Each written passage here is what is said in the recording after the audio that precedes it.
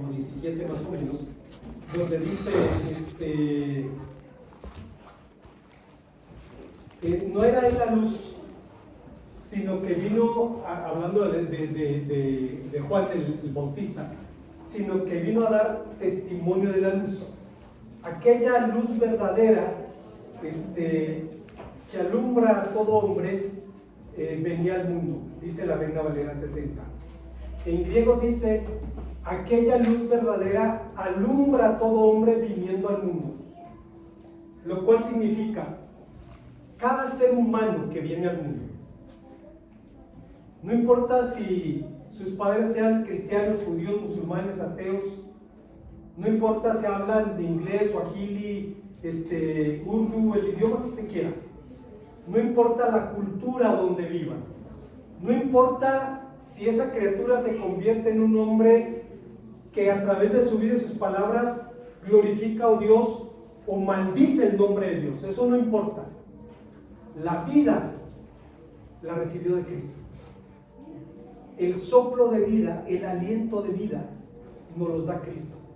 Y por eso dice Pablo, todo fue hecho por medio de Él y para Él.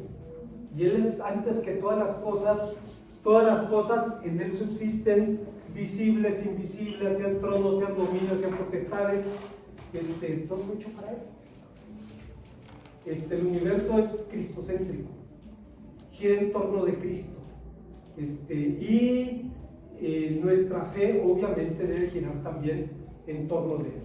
Entonces el adversario puede imitar, el adversario puede tratar de parecerse, es como el simi, lo mismo pero más barato o más caro según lo veamos, es decir, te puede costar la condenación eterna, pero al final de cuentas es una burda imitación de Dios, de su poder, de su gloria, de sus propósitos, etc.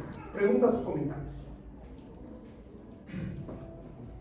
Hermano Araujo.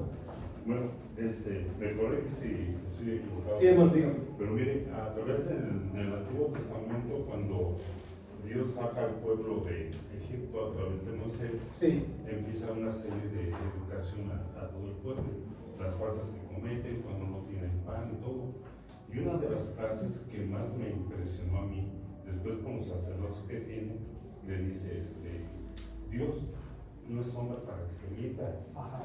Y me fui directamente al Nuevo Testamento, en los 4 evangelios, y ahí encuentras que Jesucristo es totalmente Dios, porque nunca cometió ningún pecado ni nada de eso.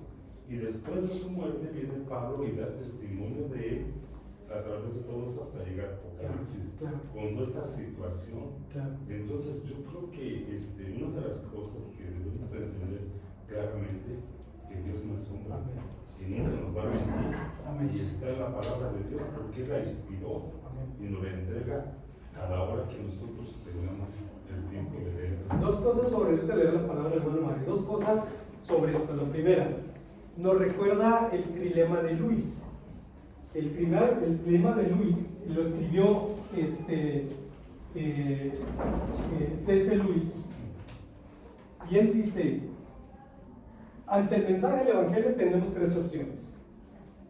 Cristo era un loco, Cristo era un mentiroso, o Cristo era Dios. Dice, es claro que no estaba loco, es claro que no era un mentiroso, o dígame usted dónde mintió. Entonces nada más tenemos una opción, era Dios, era quien dijo ser. Este trilema de Luis hay quien le ha querido componer. Dice, bueno, a lo mejor Cristo era Dios en el sentido del hinduismo. A ver, espérame, no, Jesús no era hinduista, Jesús era judío. Y digo, es una verdad demasiado obvia, pero de cuando en cuando se formula la pregunta. Hubo un teólogo católico, se llamaba Hans Küng, murió hace 1 año o 2, no recuerdo. Era la izquierda radical en el catolicismo romano. era un hombre que cuestionaba todo en el catolicismo. Y era un teólogo al que le prohibieron enseñar y siguió enseñando. Bueno, cuando el Papa Juan Pablo II pidió perdón a los protestantes por haber quemado vivos protestantes, Hans Küng dijo, les falta pedirle perdón a las brujas, porque a las mujeres las quemaban por brujas. Si era bruja o no, no importa, las quemaron en la hoguera. Y hermanos, hay un autor que presenta un cuadro aterrador. Dice, a los dos lados de los Alpes, en la Europa católica y en la Europa protestante, dice, se alzaban al cielo las hogueras de la quema de brujas, en los dos mundos. Dice Hans Küng, hay que pedirles perdón también a ellas. Bueno, Hans Küng, hermanos, un pensador muy agudo, muy serio, cuestionó a la Iglesia Católica a lo largo de todo su ministerio, y le llamaban la cabeza del turco en la iglesia. Siempre cuestionaba, su historia empezó, perdón que me extienda en esto, y luego volvemos a Apocalipsis. Empezó, y lo he contado varias veces, cuando conoció a Karl Barth, el teólogo protestante más importante del siglo pasado. Küng, el católico, los dos eran austriacos. Küng escribió su tesis sobre la teología de Barth y le dedicó su tesis doctoral. Se vieron, comieron, empezaron a hablar y salió el tema de la infalibilidad del Papa. Y entonces Barth le dijo, ese es un mito. Y le dice el católico, bueno, doctor Barth, le concedo la buena fe. O sea, pues entiendo que habla desde su ignorancia, en otras palabras le dijo. Y Barth le dice, ¿se escucha usted mismo? ¿Sabe de lo que me está hablando? ¿De verdad usted cree en la buena fe? ¿Usted cree que cuando yo me muera voy a ir delante de Dios y le voy a decir que viví de buena fe? Dice, cuando yo muera voy a ir delante de Cristo y le voy a decir, ten piedad de mí, Señor, que soy pecador. Y entonces Küng dijo, voy a demostrar que está equivocado. Se puso a estudiar el tema de la infalibilidad y, hermanos, salió al revés. Escribió un libro que se llama, entre interrogación, Infalible. Lo editaron en los años 70. Y, hermanos, hace pedazos, hace polvo la idea de la infalibilidad del Papa. La hace trizas. El Vaticano lo quiere excomulgar y el pueblo suizo se pone de su lado. No lo puedes excomulgar sin un escándalo mundial. Bueno, ya no puedes enseñar, sigue enseñando. Bueno, los alumnos que estudien contigo no tienen créditos académicos de la Iglesia Católica. El que estudia con él no necesita créditos académicos, está con el teólogo católico más grande. Y era un hombre, hermanos, que siempre tuvo claro el primado de Cristo, lo cual resulta trágico porque escribió un librote así que se llama Ser Cristiano. Y cuando da las razones por las cuales es católico, sale con que es la religión que me dejaron mis padres. Digo, no pues, o sea, ahí no puedes salir con eso.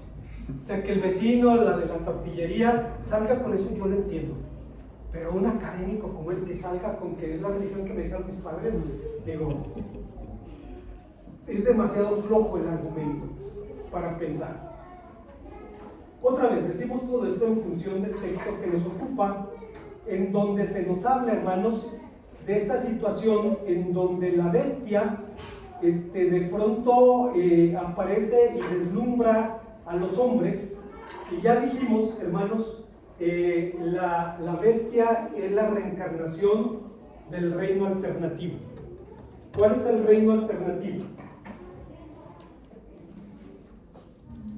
Hay dos reinos, el reino de Dios y el reino del mundo, controlado por Satanás. ¿Cuáles son los medios a través de los cuales el adversario usurpa autoridad y poder? La riqueza y el poder. Si usted se fija, En la carta a los romanos, estamos hablando antes del año 60, 58 posiblemente. Pablo dice: someteos a los gobernantes porque son puestos por Dios y llevan la espada para administrar la justicia.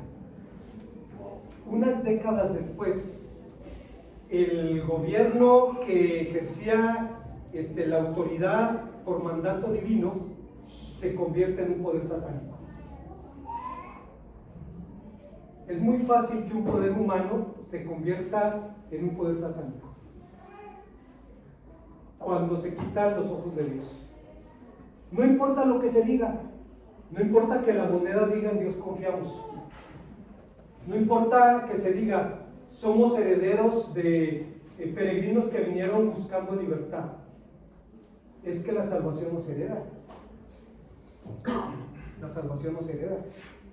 Hoy en día la cristiandad en Estados Unidos está entrando a una era post-cristiana, como pasó en Europa y va a pasar en México también.